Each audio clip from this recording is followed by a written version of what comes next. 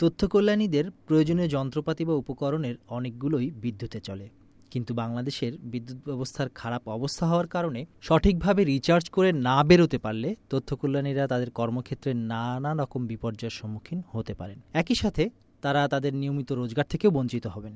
তাই বিকল্প বিদ্যুৎ ব্যবস্থা হিসেবে সৌর বিদ্যুৎ অর্থাৎ সোলার প্যানেল ব্যবহার করতে পারেন। পৃথিবীর বিভিন্ন দেশ সৌর বিদ্যুৎ ব্যবহার করে তাদের বিদ্যুতের ঘাটতি মেটাচ্ছে। একজন তথ্য কল্যাণীর তার দৈনন্দিন কাজের জন্য ৪৫ থেকে ৬৫ ওয়াটের সোলার প্যানেল ব্যবহার করলেই চলে। এসব সোলার প্যানেলের ২৫ বছরের গ্যারান্টি এবং ব্যাটারির জন্য ২-৩ বছরের গ্যারান্টি দেওয়া হয়। আরেকটি বিশেষ লক্ষণীয় বিষয় সেটি হলো সোলার প্যানেল পরিবেশের কোনো ক্ষতি করে না, অর্থাৎ এটি পরিবেশ বান্ধব। সোলার প্যানেল ব্যবহারের ক্ষেত্রে কয়েকটি বিষয় অবশ্যই লক্ষ্য রাখতে হবে, যেমন সোলার প্যানেলটি বাড়ির ছাদে বা এমন কোনো জায়গায় স্থাপন করতে হবে যেন ভারী কিছু পড়ে গিয়ে প্যানেলের ক্ষতি না হয়। এছাড়াও নির্দিষ্ট সময় পর পর সোলার প্যানেলের ব্যবহৃত ব্যাটারির প্রয়োজনীয় পানি আছে কিনা তা খেয়াল রাখা অবশ্যই জরুরি।